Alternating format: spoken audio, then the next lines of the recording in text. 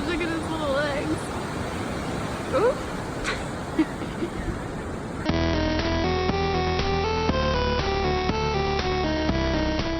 Welcome to the Ogles channel, and of course another episode of Continuing the Cheap, where we head over to the eShop and we search for literally the cheapest game possible to give it a download and give it a playthrough. And this week we have none other than Revenge of the Bird King. Now, Revenge of the Bird King is only 9 cents.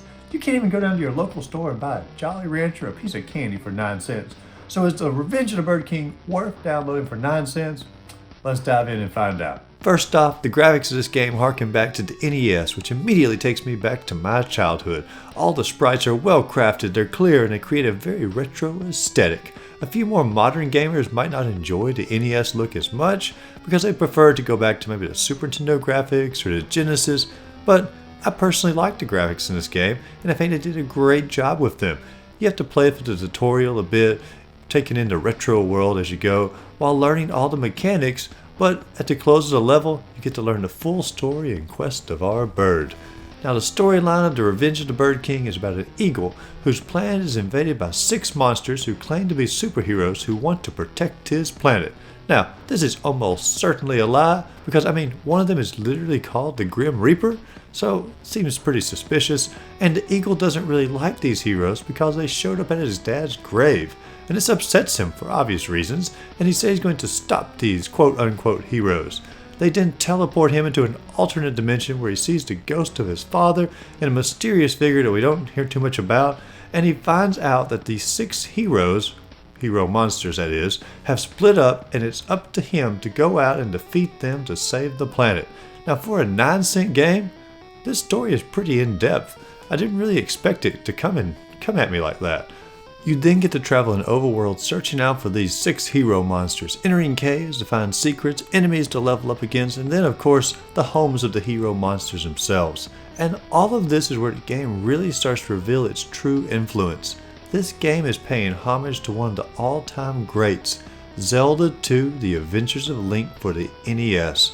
The Zelda overworld of these traveling enemies, Bird King's got it covered. The Zelda with their little caves to explore, Bird King's right there with you. The Zelda palaces with the boss enemies, Bird King's bringing the bosses. Swapping the 2D action out for levels in this game, Bird King replicates them perfectly. Honestly, I'd say if you swapped Bird King out for Link, you'd almost just have another Zelda game here. The gameplay is very solid. In the side-scrolling levels you have 2 weapons, your sword and a gun. Now the guns are a little weird because you have to grow them from plants to use, which is completely unique to this game. I have never seen that in another game, but it's also sort of annoying because you have to continue to grow weapons as they run out of ammo. But as you travel through the level, there's a huge variety of enemies that require different techniques to take down. Some of them require a sword, some of them require a gun, so forth and so on. And there are lots of secret passages to find and plenty of coins to collect. You can use these coins to buy upgrades in the hub world that help you in the boss levels. The music in these levels is some of the best retro-inspired music that I've come across from these indie games. At the close of each core level is one of the hero monsters to defeat, and they are not easy to get to because this game is very difficult, and the bosses live up to the worlds that they're located in.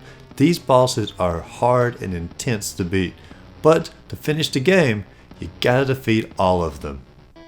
Now, I enjoyed playing this game, but I'll admit, I did not finish the whole thing because after a little while, I looked up to see exactly how long this game was my dedication on it, and the average playtime for this game is 27 hours. Now that is a bit much for this type of game.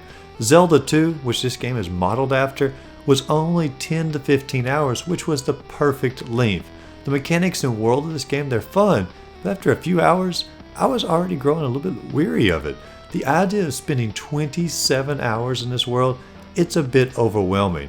When you pay homage to one of these retro games, it's best to stick to the same time frame as the original in order to beat the game.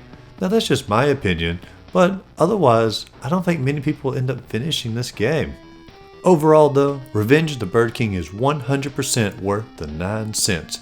You may enjoy it enough to put the full 27 hours into it and finish it, and that is great. But even if you just get a few hours of fun from exploring a retro world of some great music with well-designed levels, this game will not disappoint.